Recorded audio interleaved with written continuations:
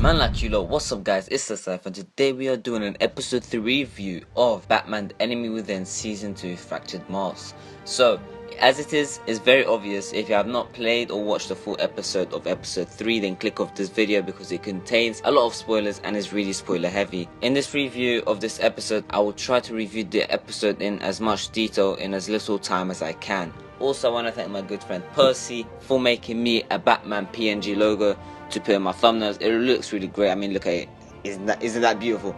And so shout out to him for actually being the real MVP. Check out his channel, also does Telltale things. Link in the description. Thank you, Percy. So episode 3 was quite interesting. I really enjoyed it because they had some memorable scenes, lots of callbacks to season 1, and of course it involved Catwoman.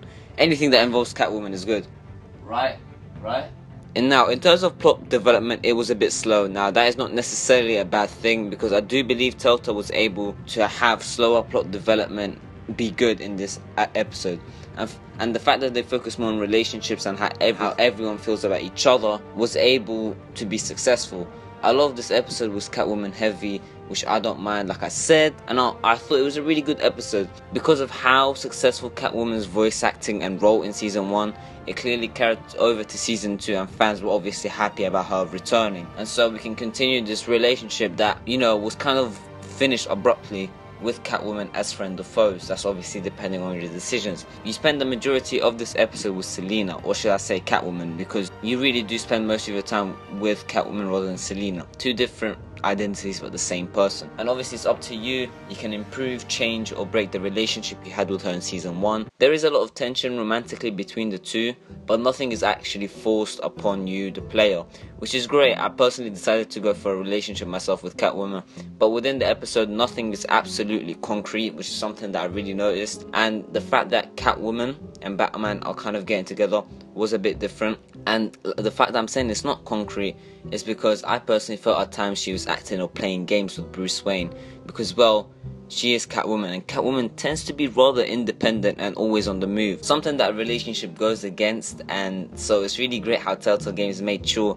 that it was not really concrete, and if anything was concrete, the concrete was very weak. John Doe got a lot of development with a lot of slow pace and funny scenes. As we further get to acknowledgement of his development from John Doe to the Joker, I mean, Telltale have written the Joker perfectly. I think they did a perfect job of him.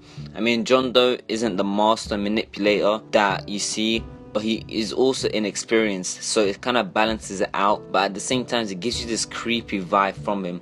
I don't know how to explain it, but Telltale, you've done a great job with the development of the characters in this season, and I hope you guys just keep it up. In the majority of the episode you play as Bruce Wayne and not Batman, so I guess I don't mind it, but I kind of wish we did play a bit more as Batman and we had more to do. However, with the hints of, you know, the ending choice in episode 3, it does appear that the Bruce Batman percentage share will be more even in episode 4. So this episode was full of decisions about relationships. For example, Gordon's relationship with Batman's decisions of whether to warn Catwoman that the GCPD is after Catwoman indirectly affects Bruce Wayne's decisions with Gordon, which also affects Batman. Are you still with me? Okay, cool. We get a bit of a closer insight on Gordon. He wants to protect the GC, Gotham City, from people who can do bad things, such as Catwoman. You know, we know Catwoman isn't the nicest person, but as Bruce and Batman, we have seen what Selina Kyle is like, and she has more to her than that, which is why we feel reluctant about giving her up to Gordon.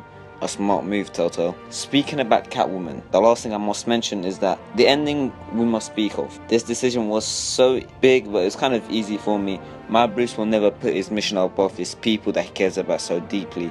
So with Bruce forming this relationship with Selina Kyle, it makes it even more important for Bruce to give himself up as the traitor and the mole within the group. By doing so, you will anger Amanda Waller. If you forgot, she knows who Batman is, and so she knows who Batman is behind that mask, which is very scary. You don't want to anger her, but will you put Catwoman at stake? If you decide to say Catwoman is the mole, you have kept your identity hidden, both with the Pact and Amanda Waller, but if you decided to say she is the mole and decided to have a relationship with her, then I'm not gonna lie, but you might have douchebag syndrome. So yeah, so now that you've ratted her out, you kind of are a douchebag.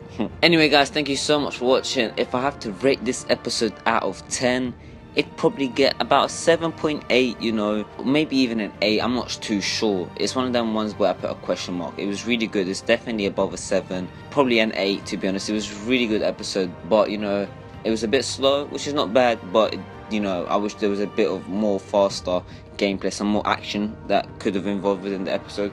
But yeah, thank you guys so much for watching. Tell me what you thought of it. This has been me, SIF. Please subscribe, like, comment, and share the video with your friends. And I've been SIF, and in a bit.